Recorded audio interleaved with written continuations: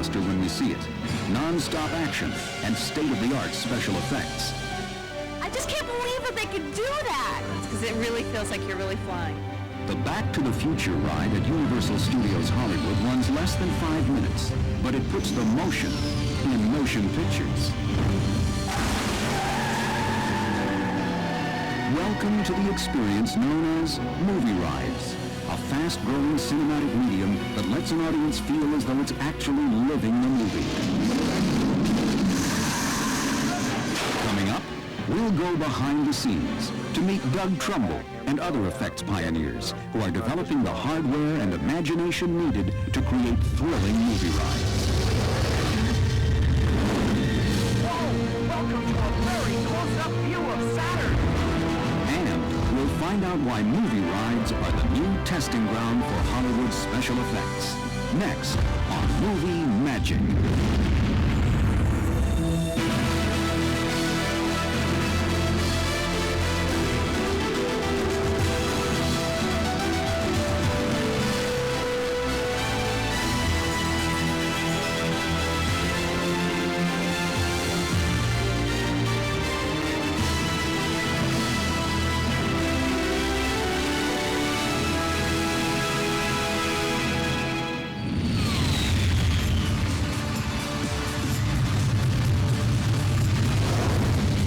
Spectacular effects, digital sound, giant screens and motion simulators are combined to make movie rides the hottest tickets from Hollywood.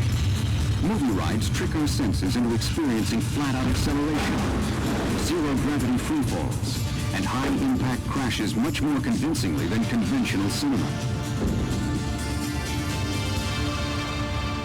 You're going down, all of a sudden, just wham! And it brings you back up. It's great. You feel like you're in the movie. You're in a person in the movie. The enthusiastic movie rides has made Hollywood take notice, but only possess the know-how to produce these technological thrill rides. That's where you want to be fighting for control. Zoom, right in here. Zoom. Look out, Landmark Entertainment Group CEO Gary Goddard is one of the select few. He has designed and produced such theme park attractions as Universal's Confrontation, Tokyo's Discovery Theater, and Time Machine of Dreams. Today, Landmark is embarking on another challenge, a futuristic movie ride for the Samsung Corporation. Star Quest Adventure will debut at the World Expo in Daejeon, Korea. Came up with this concept that we call Star Quest, you know, man's quest to the stars, and how our being and who we are and how we've come forward is all tied to the stars as well. From the first caveman that, you know, first looked up at the stars and wondered what they were, to us today, moving into the stars. On the drawing board for Star Quest Adventure is a 4.5-minute film that combines models and miniatures, live-action photography, and computer-generated imagery. The ride takes viewers through deep space, past the rings of Saturn, through a black hole back into prehistoric time, and under the Earth's ocean. The finished movie will be projected onto a huge custom-built screen and use a motion simulation base seating up to 60 people. Unlike a conventional movie theater which uses a flat screen, Star Quest Adventure uses a domed screen. The advantage of using a domed screen is that the image virtually surrounds the audience. For Keith Melton, charged by Landmark with coordinating all the diverse components of this movie ride, the single biggest technical dilemma is the concave film image, which is key to the success of this project. The thing that's exciting about it is it essentially covers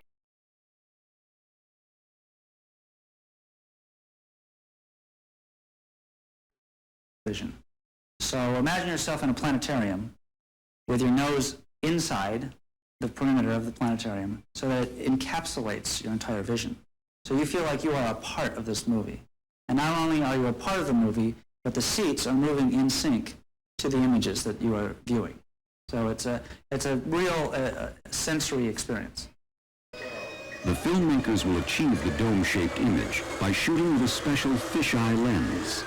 This is a fisheye lens, sees about 160 degrees field of view. And if you shoot something with, like, say, vertical lines, they're curved on a piece of film. And that's what's required when you project it into a dome, which is also curved, so that when you look at it, it looks correct. Hired by Landmark and Samsung to produce the models and live-action photography for the film.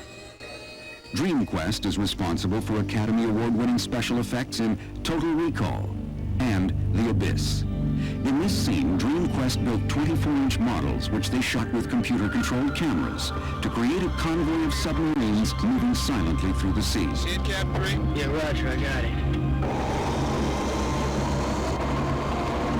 All right, just continue forward along the hull. You want me to get shots of everything, yes? Roger that. Document as much as you can. Please keep moving. Copy that. When Hoyt began work on StarQuest Adventure, he first had to calculate where to place the action so that it would appear directly in front of the movie ride audience. In a normal movie, the center would be more toward the center of the frame, something about like this. And in an Omni or dome format, it's down very low in frame. And the reason that is because 2/3 of the frame above you is literally over your top and to the side. Landmark designed elaborate drawings called storyboards, which established the overall look for StarQuest Adventure. Next, Hoyt and his team make a rough approximation of the movie ride, called an animatic. Shot on video with a special fisheye lens, scaled mock-ups of spaceships and key sets give filmmakers an idea of what works and what doesn't on the domed screen. It's like a little kid playing with paper and tinfoil and cardboard cutouts. We essentially do the whole ride with these simple materials with a camera. We take the lens that we intend to use, pop it on a video camera, have about 2 weeks to play, driving the camera through these little rocks and valleys that we make, taking cutouts of spaceships flying around, and we do the entire ride in this fashion. The video animatic is transferred to film and tested in a temporary simulation theater which Landmark constructed especially for the StarQuest project in a nearby warehouse. The test dome is extremely important because when we're shooting on the stage, we want to be able to get feedback. So once we shot something, we could immediately go down to the dome, put it up on the projector, look at it, and see whether or not we enjoyed it or we liked it, and see what we also could do to make it better. As principal photography progresses, large format 70mm footage will be edited into the animatic in place of the video test footage. In this way, the animatic will slowly evolve into the actual movie ride. Every new foot of film will be screened daily to ensure that the images will be seen correctly on the domed screen being built 6,000 miles away in Korea. As the StarQuest storyline is refined with the animatic, David Goldberg and his team in the DreamQuest model shop meticulously handcraft vehicles, miniature buildings, and 1,000 square feet of lunar landscape.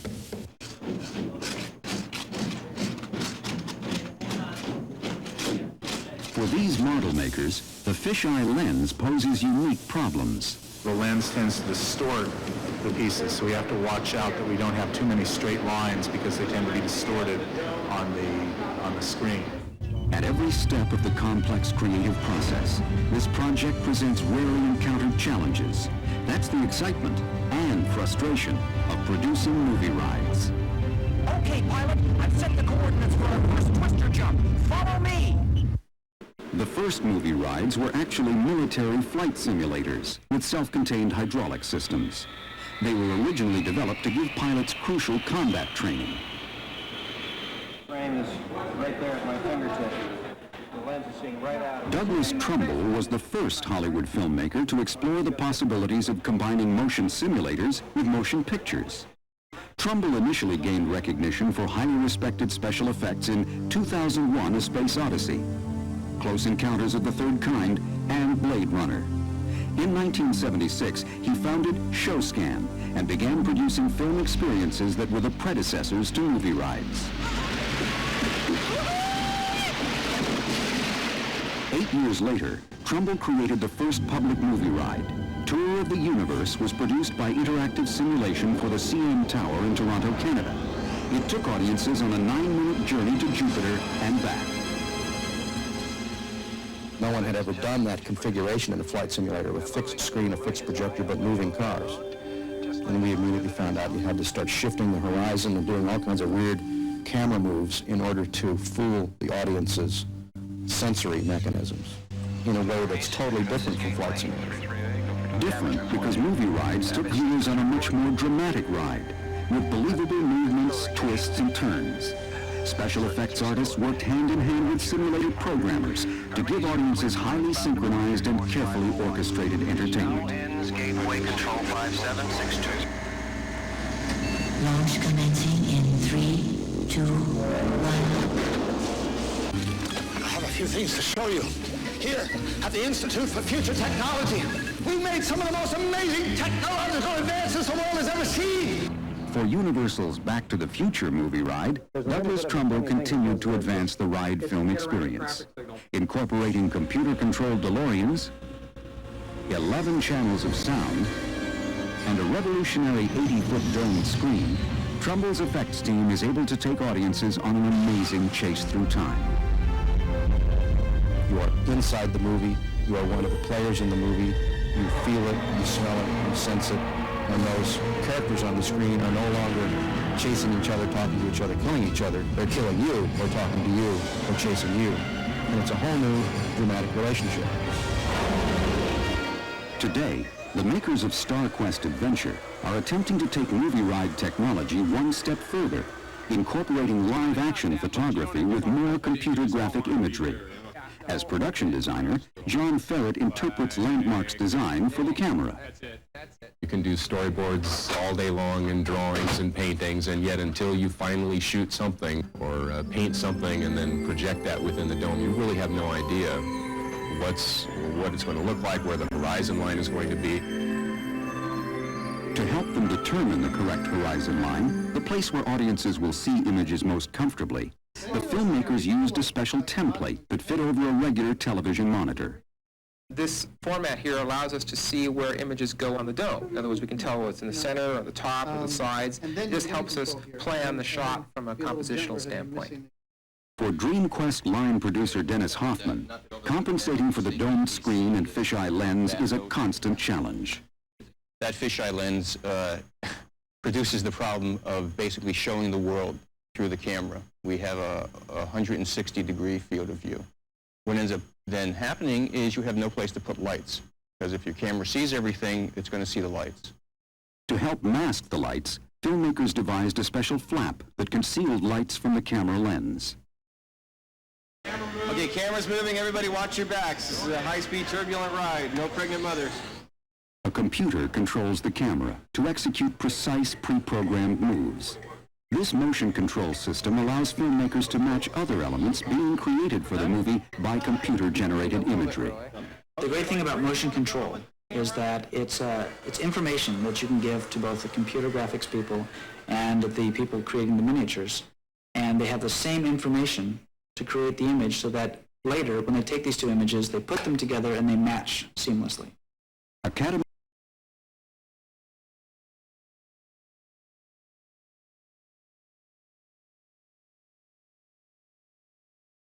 leader in the highly sophisticated world of computer-generated imagery, or CGI.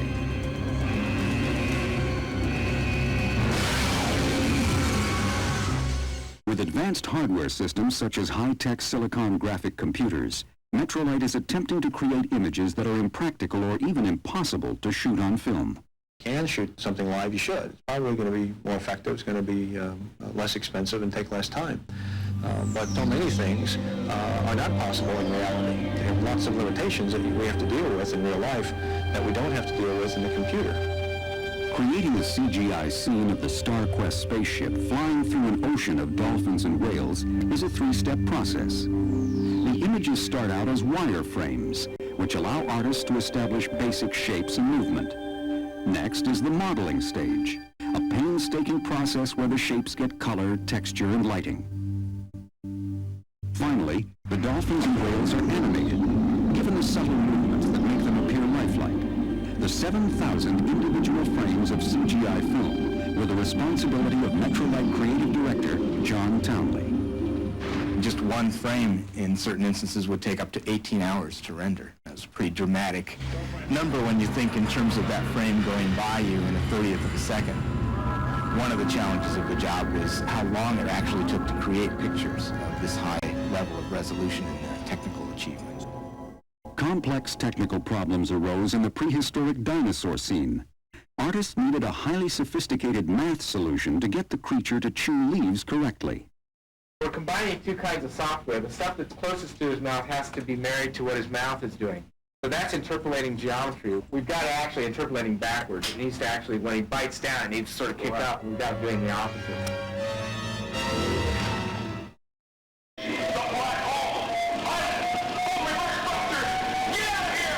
During every step of StarQuest adventure, each shot is tested and retested on the domed screen. The producers work hard to assure that the scene where the spaceship falls through a black hole is perfectly believable.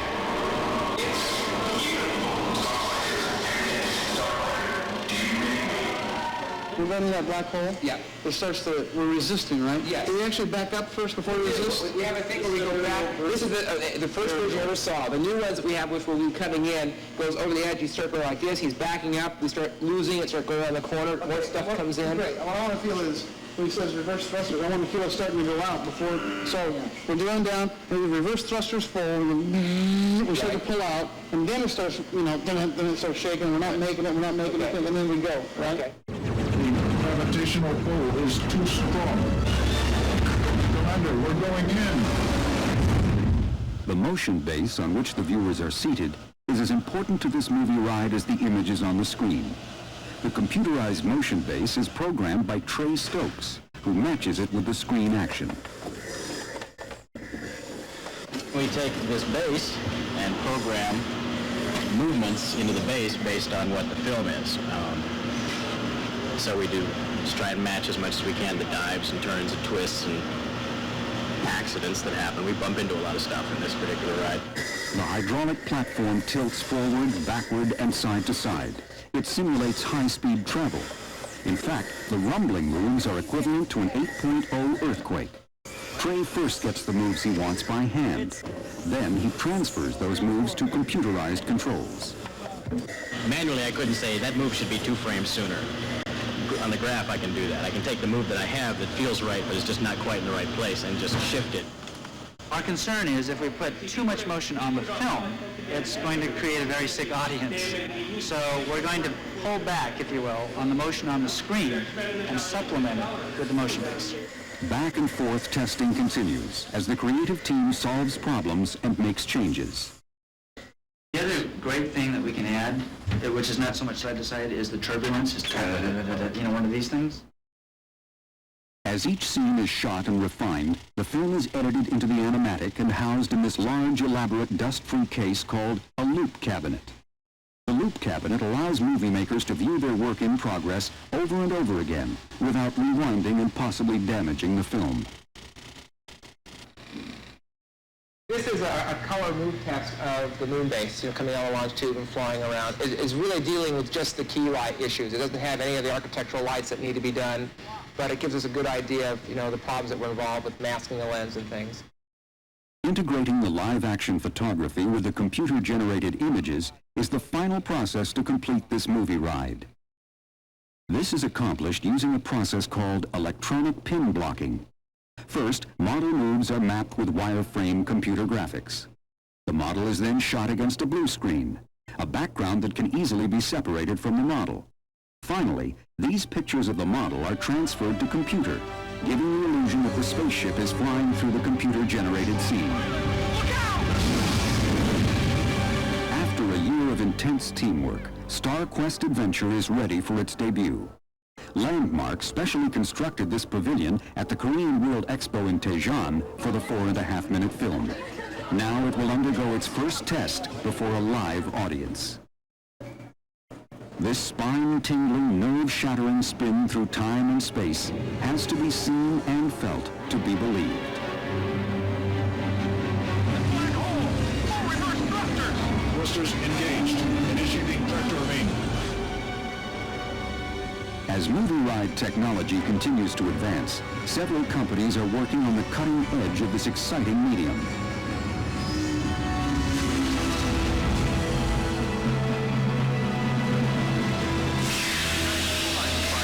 Thank you, Commander. Welcome home,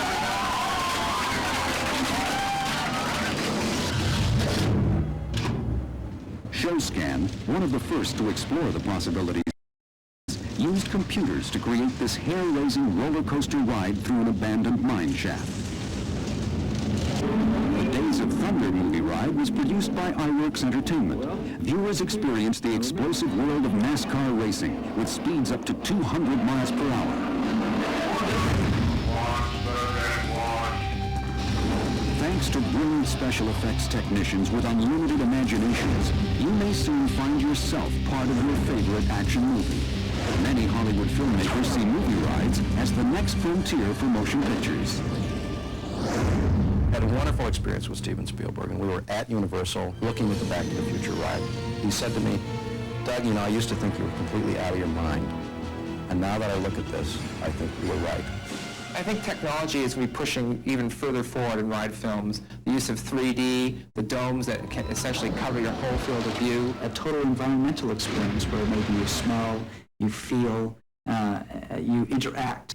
So buckle your seatbelts. The curtain is about to go up on the latest blockbuster from Hollywood.